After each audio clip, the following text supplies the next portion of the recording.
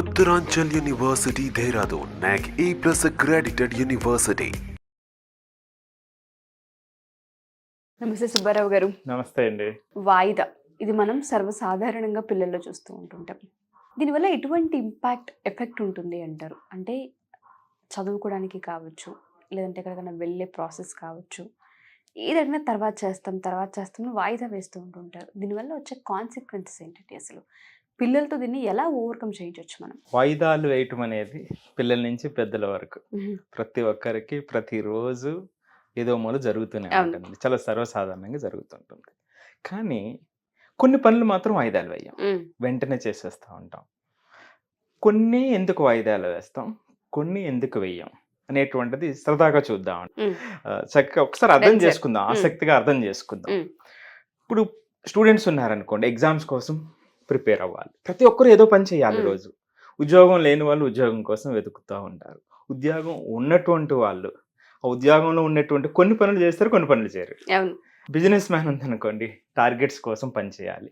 ఇలా ప్రతి వ్యక్తి కూడా జీవితంలో ఏదో ఒక పని చేస్తూనే ఉంటారు. కానీ ఈ చేసే క్రమంలో కొన్ని పనులు మనం చెయ్యాలనుకుంటాం కానీ చెయ్యం. సో ఆ టైంలో మనం అనుకుంటాము అది చెయ్యాలి. ఆ పర్టికులర్ ఆ కొన్ని పనులు మొదలు పెట్టేటప్పుడు నా మూడ్ బాగాలేదు, ఇప్పుడు కొంచెం ఒక సెల్ ఫోన్ తీసుకుందాం, ఒకసారి కాసేపు మోటివేషనల్ వీడియో చూద్దాం, లేదా ఒక రీల్ చూద్దాం అని ఇలా అనుకుంటా ఉంటామండి.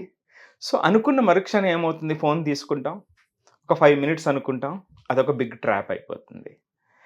ఆ యొక్క ఫోన్లో ఉన్నటువంటి యూట్యూబ్ కానీ ఏదైనా సరే అల్గారిథమ్స్ ఎట్లా ఉంటాయండి, మీకు కావాల్సిన కంటెంట్ని వెంటనే ఇస్తాయి. అంటే మీ మైండ్ని అవి రీడ్ చేసేస్తాయి. మీరు దేనికైతే ఇంట్రెస్ట్ చూపిస్తున్నారో అవే తర్వాత వస్తూ ఉంటాయి. సో ఆటోమేటిక్గా 5 minutes 1 hour అయిపోతుంది. ఆ తర్వాత మనకి అర్థమవుతుంది, అరే ఇప్పుడు 1 hour అయ్యిందని. అప్పుడు మళ్ళీ మూడ్ చేంజ్ అయిపోతుంది, మళ్ళీ వెనక్కి వెళ్ళిపోతాం. సో ఇవి చాలా తరచుగా చాలా మందికి జరుగుతూ ఉంటాయండి. సో ఇది ఎందుకు జరుగుతుంది, ఇది ఎందుకు జరుగుతుందని చూసేటప్పుడు మనం ఒక 3 అబ్జర్వేషన్లు చూద్దామండి. మొట్టమొదటి అబ్జర్వేషన్, పిల్లలు అయితే టార్గెట్ పెట్టుకుంటారు కానీ మొదలవ్వదు. కొంతమంది అయితే జాబ్లో ఉన్న వాళ్ళు ప్రత్యేకించి ఈసారి నెక్స్ట్ ఇయర్కి ఈ కోర్సెస్ అన్నీ చెయ్యాలి అనుకుంటారు కానీ జరగదు. కొంతమంది ఖచ్చితంగా ఈ యొక్క బిజినెస్ని ప్రమోట్ చేసుకోవాలి, లేదంటే జాబ్తో పాటు నాకు ఇది ప్యాషన్ అందరికీ చెప్తా ఉంటారు కానీ జరగదు. ఎక్కడ దానికి సంబంధించిన పనులు కూడా అసలు కనీసం స్టార్ట్ కావు. సో ఆ టైంలోనండి మరి మిగిలిన అన్నిటికీ టైం దొరుకుతుంది. రీల్ చూడడానికి టైం దొరుకుతుంది, లేదా యూట్యూబ్లో కావాల్సిన దానికి టైం దొరుకుతుంది, తిరగటానికి టైం దొరుకుతుంది. కానీ దీనికి మాత్రం చాలా ప్యాషన్ అనుకున్నప్పటికీ దొరకదండి. మరి ఎందుకు దొరకదు? సో ఇది అబ్జర్వేషన్ 1 అండి. అబ్జర్వేషన్ 2కి వచ్చేటప్పటికి కొన్ని పనులకి డెడ్ లైన్స్ ఉంటాయి. అది చాలా ఆసక్తికరంగా ఉంటుంది. కొన్ని పనులకి డెడ్ లైన్స్ ఉంటాయండి. ఎప్పుడైతే డెడ్ లైన్స్ ఉన్నాయో కొంతమంది చేసుకుంటూ, కొంతమంది అసలు మొదలు పెట్టరు. లాస్ట్ ఇంకా రేపే డెడ్ లైన్ ముగిసిపోతుంది, ఈ పని రేపు ఖచ్చితంగా చేసి తీరాలి, వాళ్ళు బాస్ ఇస్తారు, లేకపోతే వాళ్ళ సొంత పని కానివ్వండి, అప్పుడు మొదలు పెడతారు. అంటే అన్ని రోజులు వదిలేసినటువంటి పని ఈ ఒక్క రోజు ఎందుకు మొదలు పెట్టామండి? చాలా ఆసక్తికర విషయం ఇది.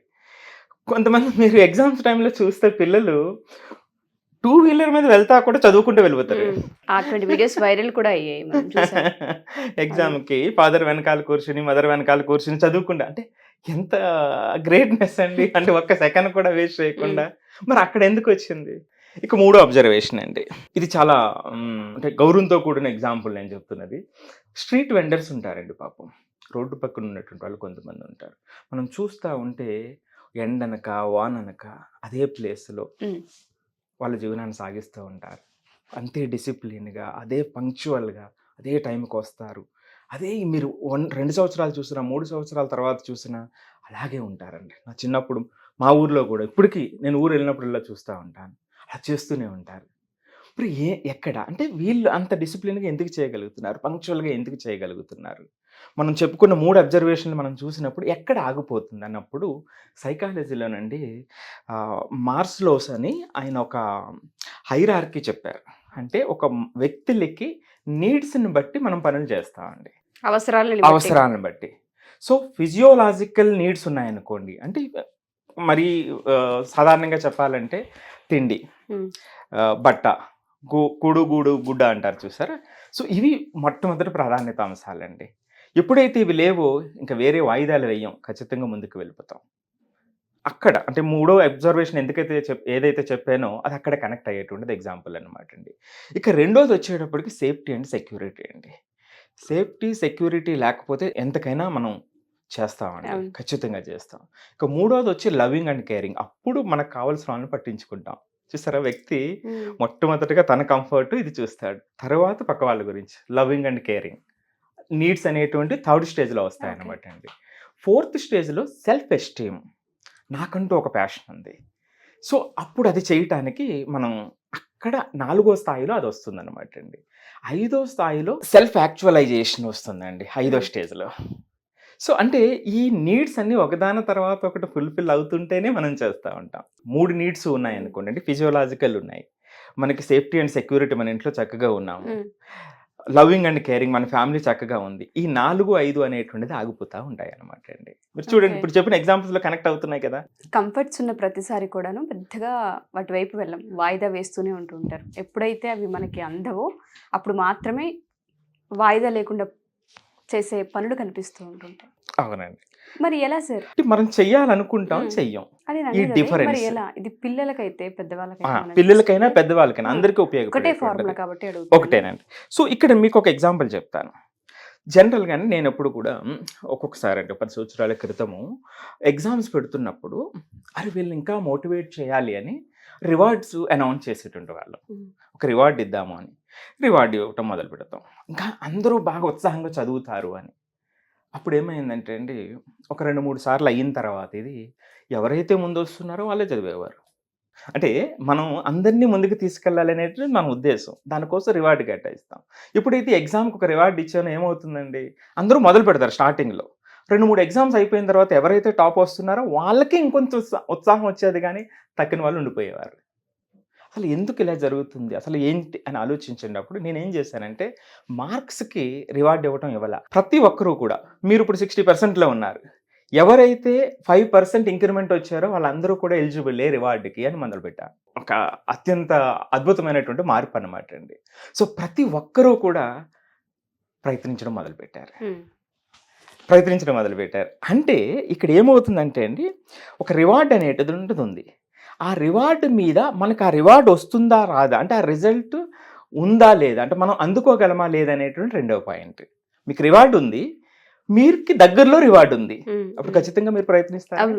సో దీన్నే సైకాలజీలో నుండి ఎక్స్పెక్టెన్సీ థియరీ అంటారనమాట అండి. Expectancy theory. సో అంటే మనకి ఎక్స్పెక్టేషన్కి దగ్గరగా ఉంది మన రిజల్ట్. Expectancy theory. సో ఇది అప్లై చేసుకుంటూ ఉండాలి ఎప్పటికప్పుడు. ఎస్.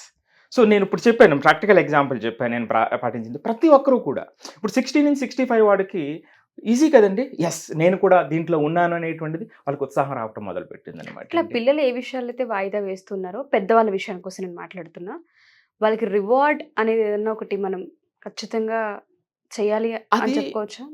అది కూడా జనరలైజ్ చేయకూడదండి. ప్రతిదానికి రివార్డ్ అనేటువంటిది ఇవ్వటం మొదలు పెడితే రివార్డ్ లేని మరుక్షణం ఈ ప్రయాణం ఆగిపోతుంది. రివార్డ్ ఇవ్వటం అనేటువంటిది ఏం చేయాలంటే, రివార్డ్ ఇవ్వటం వల్ల వాళ్ళలో కొంత ఉత్సాహం వచ్చి ప్రయాణం మొదలు పెడతారు. మొదలైనటువంటి ప్రయాణంలో వచ్చేటువంటి ఇంప్రూవ్మెంట్ రివార్డ్ కింద మారాలండి ఆ పిల్లవాడికి, పెద్దవాళ్ళకైనా సరే.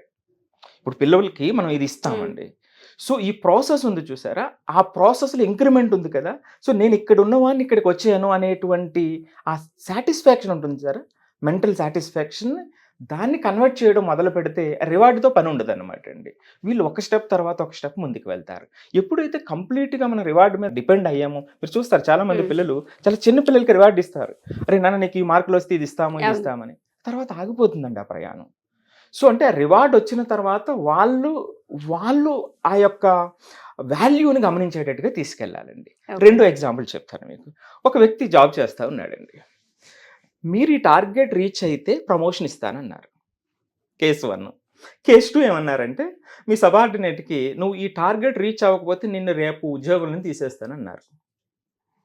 చెప్పండి, ఇద్దరం చేస్తాము. ఎస్పెషల్లీ సెకండ్ ఉద్యోగం ఎప్పుడైతే పోతుంది అనుకున్నామో అక్కడ ఎఫర్ట్స్ ఇంకొంచెం ఎక్కువ ఉంటాయి కదండి. దీన్నే లా ఆఫ్ ఎవర్షన్ అంటారు. అంటే ఇది మన దగ్గర నుంచి పోతుంది అనుకునేటప్పుడు వచ్చేటువంటి ఎఫర్ట్ వేరేగా ఉంటుంది. ఎగ్జాక్ట్లీ. సో ఈ రెండు చాలండి, చాలా థియరీస్ ఉన్నాయి. ఈ రెండు మన డిస్కషన్కి ఈరోజు సరిపోతాయి. Expectancy theory and law of aversion అండి. ఎప్పుడైతే లా ఆఫ్ అంటే మనం కోల్పోతాము అనేటువంటి భావం వచ్చినప్పుడు మన శక్తి వేరేగా మారుతుంది. ఇప్పుడు ఎక్కడైనా సరే అండి, జనరల్గా ఇప్పుడు మనం వరదల్లో వాటర్లో ఉన్నాం, చనిపోతామేమో అనేటువంటి పరిస్థితి వచ్చినప్పుడు శక్తిని అంతా కూడా తీసుకుని స్విమ్ చేయడానికి ప్రయత్నిస్తాం. అదే జనరల్గా కంఫర్ట్ ఉండేటప్పుడు ఏముంది, ఇంకా అలసిపోయానులే అని బయటకు వచ్చేస్తాం కదండి. సో కాబట్టి లా ఆఫ్ ఎవర్షన్. సో ఈ రెండు expectancy theory and law of aversion అందరూ అర్థం చేసుకుంటేనండి ఖచ్చితంగా వాయిదాలు వేయటం తగ్గిపోతుంది. సో దీనికి ఏం చేయాలి అంటే, ఒక పేపర్ తీసుకోండి, ఒక పెన్ తీసుకోండి. మీ పనిలో నీడ్ ఏమిటి, నీడ్తో పాటు వచ్చేటువంటి రివార్డ్ ఏమిటి, ఒక్కసారి మనస్ఫూర్తిగా గమనించండి. ఎప్పుడైతే మనం ఈ 2 పాయింట్స్ రాసుకున్నామో, మీకు ఇంకోటి చెప్పాను, ఇక్కడ రివార్డ్ విషయంలో చాలా తప్పు చేస్తారనమాట చాలా మంది. ఏంటంటే ఇప్పుడు సపోజ్ మీకు ఇందాక చెప్పినట్టుగా 65% ఉండేటప్పుడు నాకు 90% అనేటువంటిది పిల్లలకి అలవాటు చేస్తారు. 90% వస్తేనే గొప్ప అనేటువంటిది, అది వద్దండి. సో నువ్వు 60 ఉన్నావు నాన్న, 65, 70 ఇవి దాటితేనే కదండి 90కి వెళ్ళేది. సో ఈ ప్రతి మైల్ స్టోన్ కూడా వాళ్ళకి ఆ హ్యాపీనెస్ ఇస్తే మీరు ఇందాక అన్నట్టుగా వాళ్ళ జర్నీ వాళ్ళు మొదలు పెడతారనమాట అండి. సో ఆ నీడు రివార్డు రెండింటిని అబ్జర్వ్ చేయండి, ఆ వాల్యూ మనకు తెలుస్తుంది. అప్పుడు వాయిదాలు వేయటం అనేటువంటిది అబ్సల్యూట్గా తగ్గిపోతుందండి, ఎవరికైనా, పిల్లలకైనా పెద్దవాళ్ళకైనా సరే. ఫార్ములా చాలా బాగుంది సార్. కోల్పోతాము అన్నప్పుడు వచ్చే భయం, అటెన్షన్, ఫోకస్, నాకు తెలిసి రివార్డ్ తీసుకుంటున్నప్పుడు కూడా అంటుండదు, కానీ కోల్పోతాం అన్నప్పుడు మాత్రం తెలుస్తూ ఉంటుంది. వాయిదాలు వేసే పద్ధతి కనుక మీకు అలవాటుగా ఉంటే ఒక్కసారి ఏది వాయిదా వేస్తున్నాం, ఒకవేళ వాయిదా వేస్తే అది కోల్పోతున్నప్పుడు ఎలా ఉంటుందని ఇమాజిన్ చేయండి చాలు. వాయిదా వేసే పద్ధతిని మానుకునే అవకాశం మీకు కనిపిస్తూ ఉంటుంది. Wonderful sir, thank you sir, thank you so much. Suman టీవీలో మీ పర్సనల్ అండ్ బిజినెస్ ప్రమోషన్స్ కోసం కింది నెంబర్కి కాంటాక్ట్ చేయండి.